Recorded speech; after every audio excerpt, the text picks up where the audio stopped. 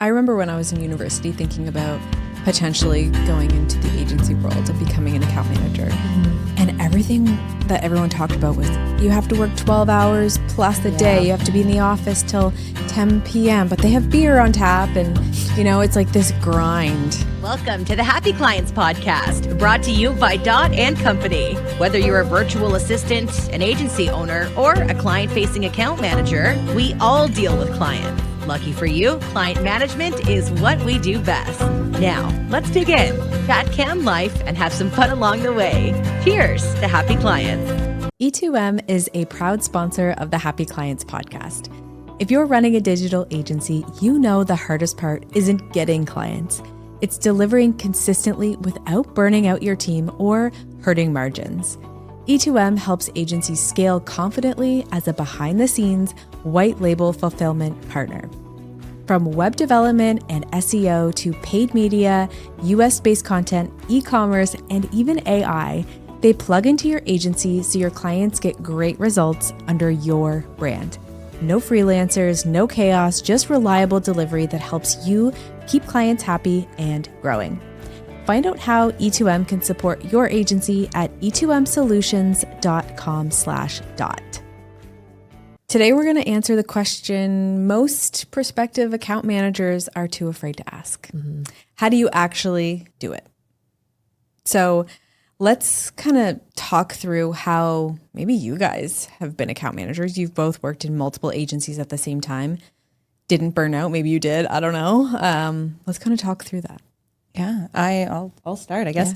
Yeah. So really, I think the biggest thing when it comes to removing the opportunity for burnout is setting clear boundaries and expectations. Mm-hmm. That's always the way. But that comes sometimes with experience too. And so, in a previous episode, we were talking about, what we're looking for in team members. And a big part of that is understanding the role in the leadership aspect and ownership. And that really comes into play here when you're talking about the boundaries and expectations that you need to set with agency owners, team members, and clients. So a big important part is setting that from the very beginning, but understanding how long things are going to take you. And again, that comes with experience. So diving into that, we're looking at setting expectations from even before we start with an agency, right? We want to make sure that they know what they're getting into, how we work, what the expectation is with their specific account manager. And then when they talk with their account manager, they get into the specifics on how do we work together. So that's a really important part. Get everything out on the table so that everyone knows what to expect and then move into how can we best work together. That's a great way to start. Yeah, I think to your point too, this role is so unique because it's client facing. And so it's super important that the person you're putting in front of your clients can show up as their best selves for those clients. Yes. People can feel when somebody's overwhelmed or burnt out or they're chaotic and all over the place and they're just trying to juggle it all. I think we place a lot of emphasis on tools and techniques to juggle agencies, but in this role fractionally, if you're an account manager in general, just juggling clients and expectations and the role. And we really put an emphasis on, like Jenna said, expectations, boundaries, taking a break, like living your life, because you then show up as the best person, which ultimately is going to give the best result to the agency and to the clients overall. So we really focus on that and focus on, just recognizing the signs that you might be overwhelmed and talking honestly about with the team about how, you can find a solution for those things. Yeah. I remember when I was in university thinking about potentially going into the agency world and becoming an account manager. Mm-hmm. And everything that everyone talked about was you have to work 12 hours plus the day. You have to be in the office till 10 p.m. But they have beer on tap and, it's like this grind. Mm-hmm. And so what we set out to do at Dot is basically create the opposite. It's like you have a life, you have boundaries, you're not working 60 hours a week. No. How do you set those expectations with the account manager, but also with the agencies we're working in to make sure there's that life balance?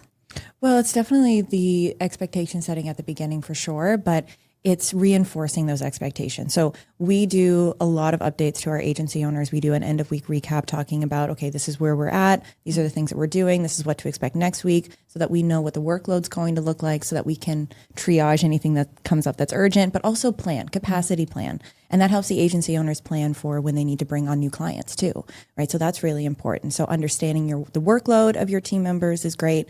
But it also comes into, like I was saying about the end of week recaps, but just weekly planning too, right? And making sure that an agency owner knows, okay, I'm so close to my hours now. These are my priorities. If we need to adjust, let me know, so that we can make sure that the right things are being completed as per the agency owner and what they want to see happen too. So a lot of communication and getting into that rhythm and that right cadence of talking with your account managers and having the team members as well, the rest of the agency team, understand workloads, and so that everyone can do their best work.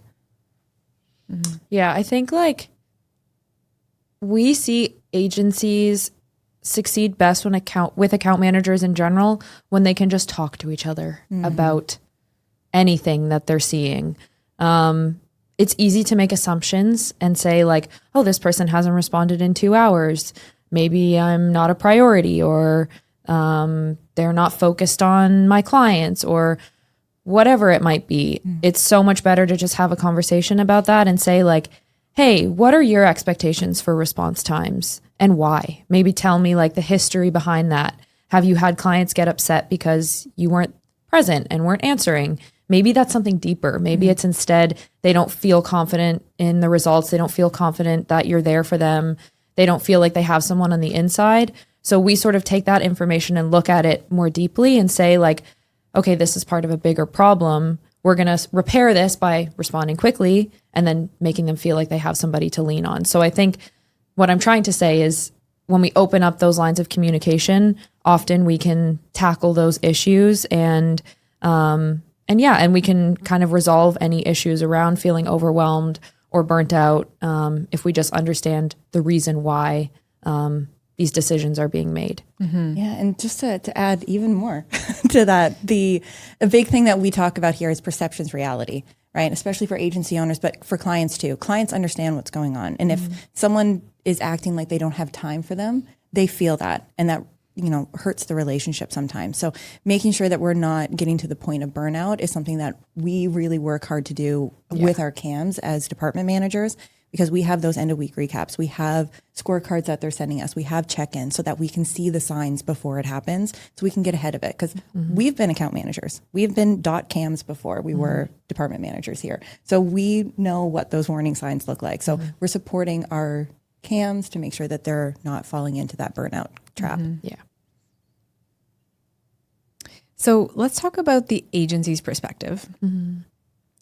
What does it feel like to work with a great account manager? So if I'm the agency owner, what does this account manager look like who is thriving, not burnt out, not, bouncing too much between two different clients? What does that feel like? I think from my perspective, honestly, this is pretty easy to sum up. I think it's the account manager that challenges you and asks the right questions. If they're just a yes person and they're just going to say, great idea, Rob, let's do it every time, chances are they're just sort of like taking your thoughts and opinions and trying to make them happen and not actually thinking critically about, okay, is this what's going to work best in the business? So back to the agency perspective, the reason that we hire account managers that have agency experience is because they have really thoughtful experiences, perspectives on how things operate. You want an account manager that's going to say, I love that idea, Rob, but I've seen it before. This is what's happened. What if we tried something like this? And that's ultimately, you're going to get the most out of that person. You're going to see the benefits versus assuming that you know what's best for their role and what they should be doing in their day to day. I really encourage agency owners to listen and be open to that feedback. And we consider ourselves partners with these agency owners when we start working with them, because just as much as, we're trying to grow their business, we're trying to hone and test our skills also. And we want to bring our experience in. We want that fulfillment in the role also. So that's really important to us too, that proactive support instead of just waiting for problems to surface for us to jump right in. We want to identify where the issues are and get ahead of Rob and say, hey, Rob, this is what we need to look at. What do you think? Yeah. Yeah. And kind of tying this back to experience. If you're an agency owner and you're hearing this and saying like, oh, I'm not getting that out of my account manager. I might say, do they have the experience to be able to sit in this high level seat that you need? Yeah. Or B, maybe you need to coach them to get to that point. You know, oftentimes, sometimes people might come in as an account manager and they feel like they just need to say yes to everything. Yeah. Because maybe that expectation was set from the beginning. So maybe you just have to reset those expectations with that account manager on your team. Yeah. Well, if you're an agency owner, or maybe if you're an account manager listening and you're saying, I think I could do it. I think I could do this job. Where should account managers go to learn more about the account management role at DOT? Well, definitely go to our website and our podcast. Definitely check out all of that stuff. Listen You're to already us. here. You're already here listening to us. So you've already started, but check out our website, check out, our job descriptions and apply, have a conversation with us, like let's talk it through. Just as much as we want to make sure we're getting the right people, we want the people that are coming to us to know that it's right for them too. Yeah. We'll link it below, our application to work here, but hopefully that helped. I think it's an overwhelming thing if you're not an account manager, maybe you're working in marketing right now and you're thinking, oh, this could be for me. It's overwhelming. It's like, how am I going to do this? Am I going to have a life? But hopefully we shed some light onto that, and you can see how your life still is super awesome and you don't have to burn out to do a great job. No. So yeah.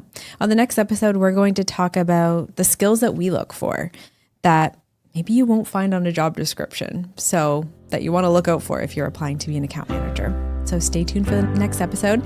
Thanks so much for tuning in to another episode of the Happy Clients podcast, and we'll see you on the next one. Cheers to happy clients.